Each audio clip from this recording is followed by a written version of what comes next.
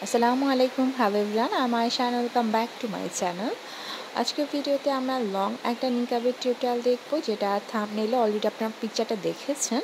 তো নিকাবটা খুবই লং, আর এই নিকাবটি টিউটোরিয়ালটি আজকে দেখাবো। এই নিকাবটি আপনারা কী কী ওয়েতে ইউজ করতে পারবেন সেটাও দেখাবো।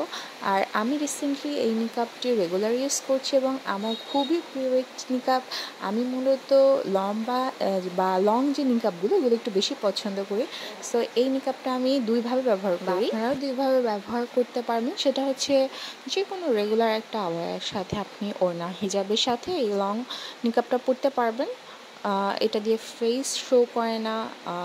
আমি দেখাচ্ছি যে এটা দেখেন, আমার কিন্তু আঙুল বা হাত কিছু দেখা যাচ্ছে না। এটা দিয়ে কোনো ফেস শো করবে না, রোদে সানলাইটে কিছুতেই আপনার ফেস শো করবে না।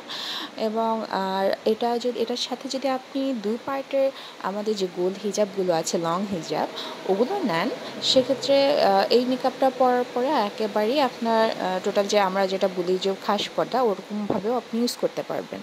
মানে আপনি রেগুলারও ইউজ করতে পারবেন ওড়না হিজাবের সাথে, আবার খাস পর্দা যারা করেন তারাও এটা ইউজ করতে পারবেন। সো এটা হচ্ছে দুইটাভাবে এটা ব্যবহার করা যায়, এবং আমি দুইভাবে ব্যবহার করেই আজকে ভিডিওতে দেখাবো। তো চলুন আমরা টিউটোরিয়ালে চলে যাই। প্রথমে আমি এটা ওড়না হিজাব পরে নিয়েছি, আর এটার সাথে আমি নিকাবটা এভাবে পরে নিব।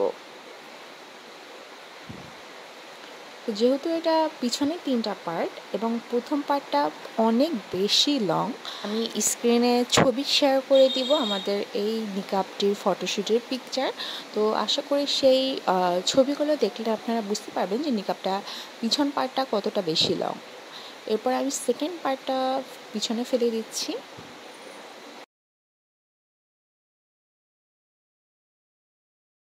এবার লাস্ট একটা পার্ট বাকি আছে, যেটা আমি পিছনে ফেলবো।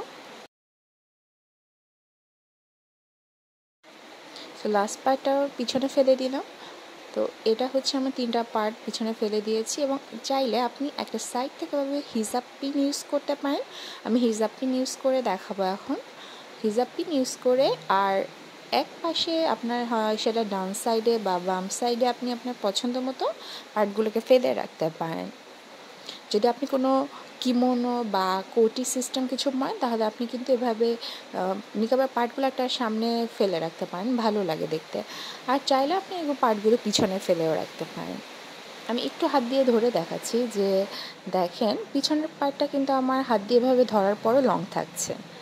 এবার দেখাবো যারা খাস পর্দা করেন তারা কিভাবে এই নিকাবটি ইউজ করতে পারেন। তো নিচে আপনি দুই পার্টের একটা হিজাব পরে নেবেন, যেটা আমি পরে নিয়েছি। এর উপরে আপনি এই নিকাবটা এভাবে বাঁধবেন।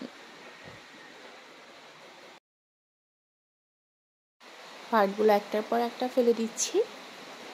লাস্ট পার্টটা আপনি চাইলে কিন্তু না ফেলে সামনে চোখের পর্দা করার জন্য ইউজ করতে পারবেন।